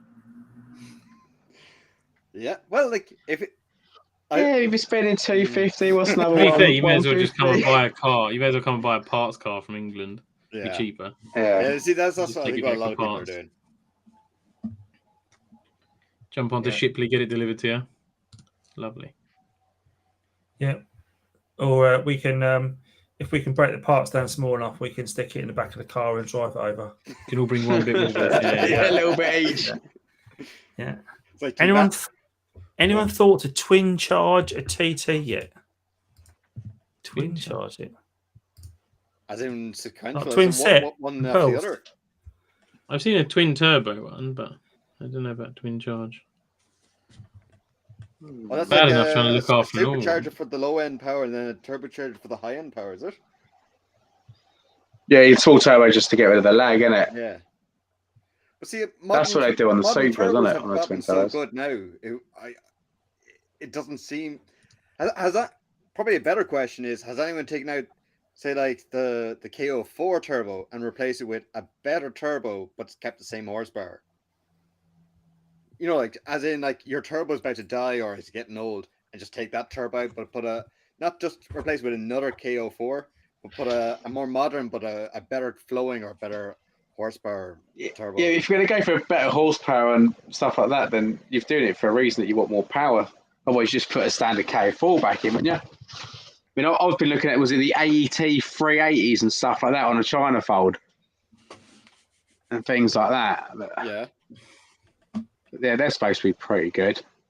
Give you a nice, safe sort of 350, 330 sort of horsepower. So we've had 380s out. I think some people have had just 4s and stuff. But I think you drive around quite happily and quite safely about 350 brake as long as you do your rods and everything. You should be all right with that. And injectors and obviously all the other supporting sort of bits that you need to do. But you could technically put a bigger turbo in and run the same power. You should just run less boost. But yeah, if you put the same size turbo or roughly. See, the reason why I was wondering was like I have a huge amount of mileage on mine, so obviously the turbo's done a huge amount of mileage. And if it ever went, rather than going out and buying a secondhand turbo that's also done probably well over 100,000 miles, is there a brand new turbo with a more modern that you might get more fuel efficiency, or it might, instead of having a longer time, you have this lag where it builds up in power, it'd be a shorter and it'd be more efficient turbo. I'm sure you could probably get some sort of hybrid made up. You could get a hybrid core, which will give you a better spool up, but it's still not going to be mega. But then, a hybrid core is probably only 300 quid. So as long as your turbo is not cracked or damaged, you'd probably be all right. Okay. Right. Can someone answer me a question on stage 1, stage 2, and stage 3? Right. So here I am. I've just driven in your garage, and I've got my stock 225, and I said, right, stage 1. Well, stage 1 done to that. So that is software map. Okay. Just the software map. Yeah, you don't have to change anything to the car at all. Just as you drive in. For a stage 2, I'm doing intercooler, induction kit, downpipe, anything stage else? 2 sports cat. Yeah, stage 2 is kind of, you're at the max of what you can do without opening the engine. Right. So stage 3 is when I'm doing rods, and I'm so I don't really know. I don't know what they class as stage 3. I mean, the stages is all. It's from you a just video map game, to what you isn't it? have. It's only if you're doing generic plugins, like a quick flash. Are you saying I've played too much Gran Turismo, Stephen? Is that what you're saying? Well, that's where the whole term is coming from. Yeah, the stage. So there is no true stage 3 then. Is that what we're saying? Well, no, because you could have. Nowadays you could have one of 10 turbos, different injectors. They'll have to be scaled in. You might have to change your inlet. You know what I mean? There's loads of different stuff. So it's just varying levels of how stage 2. Yeah, you could take it from. You buy a stock car and put a little cheeky map on to make it a bit more lively. Fine. And then you've got the next one, which is obviously tinker with the bits to give it better flow, but without actually taking it to bits. Right. And then you've got, if you want to fit rods, if you want to upgrade the fuel pump, change the injectors, you'll have to do the clutch. You know what I mean? You'll have to go to town. So the thing that really scares me about when you get to that level, and obviously there's people who've done it, and like Paul Knight's a great example. He's had loads done to that car, but you think, do you get to the stage where you've had your, they say the engine's been upgraded to such a level that then you're burning through the clutch every 5 minutes, or your gearbox is being trashed every few thousand miles, or is it a case of if you make it bulletproof enough at that level, there's enough bits there that. Or do you just have to accept the car could go bang after a few thousand miles and then go back to square one? I think it's going to go bang.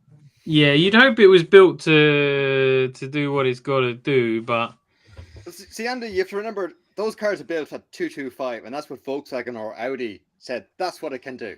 As soon as you go beyond that, you have CV joints, you have drive shafts, anything can go bang, because not everything is built for 400 horsepower. It's all built for 200 horsepower.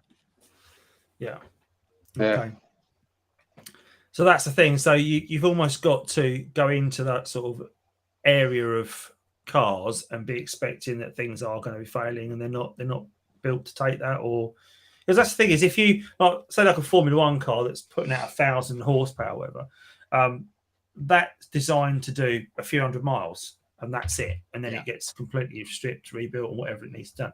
Whereas our cars are designed and built with enough tolerances in them so that they're expected to do 100,000 miles and a few more. Maybe 200,000 miles.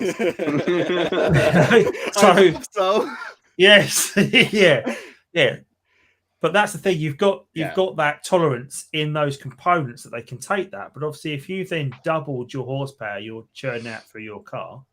I think drive shafts. Yeah, I think the really good one is if you want to look at the lads that go to Sandapod or like any of those drag strips, like, and see what they've done to their cars. Like, literally, they know at certain amount of horsepower, it's just going to break a CV joint. It's going to break the next weakest point, and they just are constantly either have a load of spare parts and they just know they're just going to blow them, or else they've tried the best to get them forged or make them stronger. But then every time you make one piece stronger, something else down the line is going to... It's just a knock-on effect, isn't it? It's just always going to find the weakest link, isn't it? Yeah, you're only as strong as your weakest link, aren't you? That's the thing. That's what they say. Yeah, that's it. I mean, there's caveats to things where, like, mappers will do, like, gear-based boosts, so they won't bring it in... Say you've got, like, you could have 1.5 bar, 2 bar, whatever. They won't do it, so the moment you touch your accelerator in every gear, you'll have 2 bar. It will be a nice gradual power increase, so it won't destroy as much like your gearbox. Obviously, stock boxes are good for 360, 400 for a reasonable amount of time. I mean, if you literally kick through the gears, then they may not last you too much. But I mean, Paul was still on his original gearbox and he just started to whine. So yeah, before he was swapped it saying out. that. Yeah. So the gearboxes are good up to what, 350 or 400 horsepower? Yeah, I mean, it's helped if you have a diff in it. You Yeah, put like yeah, a Quafe with a plate diff in it or something. But I mean, they're only, depending if you can get one secondhand, £600 to £1,000. They're not mad money. Yeah. I mean, if your car's 400 horsepower, you've already spent 10 grand. So yeah, it is what it is, isn't it? I suppose it In depends for a what you penny. want to do with the car as well. If you're just driving it, cruising it, it's not going to make any difference. If you're going to drag strip it, it's like that torque has to go somewhere. Yeah, if you're sidestepping it. Yeah. But then, like Although- on Wheeler Dealers, how they broke, was it second gear or first gear, like in the gearbox? Like Yeah, how the does something selector thing, yeah. how does something so simple break? If you're saying like it's up to 400 horsepower, it's going, and these guys just had a bog standard one. That's why you have spares. Yeah, I think it's the luck of the draw, is it? Yeah, 100%. Wasn't it a 50p component he was saying in that the gearbox had gone, but he failed to mention the like 36 man hours he'd taken to take the gearbox. I love watching them when they go, oh yeah, we only spent £1,000, we've done 270 man hours. Like, yeah. That garage is not going to be making any money anytime soon. Has it ever happened to anyone that they've had to like go into the gearbox to that point, like, or was it like just literally TV Wheeler Dealers? They found this one. I know a couple of people that have had that. Okay, and it is a known Audi fault or TT fault, is it? Yeah, it's like the clutch pedal snapping. It's a known thing. It happens to some people, not others. The clutch pedal falls off like and snaps. No, it just snaps. You just push it and it stays down. I've done it, Stephen. I've done a video of the weld up that boxing section where the white clip goes in. I never even looked down underneath there. I assume like if it went down, like it was the master cylinder had failed or something. But it's not. No, the boxing section's got it's got basically like two little spot where it's just very weak, and the end of it like sort of cracks as well. Wow. Yeah. You seem like then some of them go, some of them don't. It's one of those things, and it's very hit and miss. Is it one of those things? Yeah, is it one of those things that as your clutch gets heavier, as your clutch wears out, and you having to put more effort through the pedal? Is that what maybe makes the pedal itself fail? Because the amount I think it's more just hit and miss, mate. To be honest with you, okay. I mean, a lot of people are probably still running fine. Obviously, Stevens didn't even know about it, and his has got 600,000 miles on it, and it's fine. But then you could get someone that's only done 60,000 and it's gone, or 30,000 and it's gone. You know, I had mine done pretty much straight away because obviously having a Mark 1 from years and years ago, I sort of know like some of the weak sort of points on them, and I was just like, right, that's in the list to get done. So now I know if a pedal does go to the floor, it will be the master, it won't be the actual pedal snapping. Clutchless changes, that's what you want. Yeah, my V6, the pedal's fine in my V6. Yeah. It's so good, it's not even there. It's amazing. I did when I was sitting in that traffic on Saturday morning. I was thinking, why did I not bring the automatic? Why did I bring the? Always are men, aren't they? Yeah, I was thinking the same. But when the sun came out, and I was thinking, yeah, this is nice. This is why I didn't bring the automatic, because I'll be sitting in there with the roof up, because it's that carpet's really I drive hot. autos every day, so sometimes it's quite nice to have a little go in the manual. Till you come up to a roundabout, you forget. Yeah, on off traffic, on off. Guilty of that a few times. Fuck's sake, why not in the Mark II? Yeah, I find doing like 50 mile an hour in sort of like fourth or fifth gear is fine, but when you're trying to do like 10 mile an hour in fifth gear, it's not so good. Definitely chugs along a bit. Right, guys, I'm going to have to head off because it's we've done nearly we've done about an hour and a half after we had the false start. But I've learnt lots of new things tonight. Not to do a broadcast on nights where the internet's bad, and also not to overload your OBS too much with lots of whiz-bang gadgets, I reckon. I think that was That's what it was, wasn't it? As soon as you got rid of that, maybe. Might be a few things. But I've got things to learn for next time, haven't I? So it's all a learning curve. And we did say we've mentioned about the podcast as well. So I think we'll have a chat offline about that. So there might be a podcast coming to you guys hopefully very soon. So if you want to listen to our dulcet tones when you're driving to work or sitting on the train, then we may well be there. Listen to Stephen tell stories of how he bought his second TT, maybe. No, I'm going for one of these afterwards. Oh, right. Okay. So thanks all for joining us, guys, tonight, and have a nice evening and see you soon. Take care. Nice one. See you later. Cheers.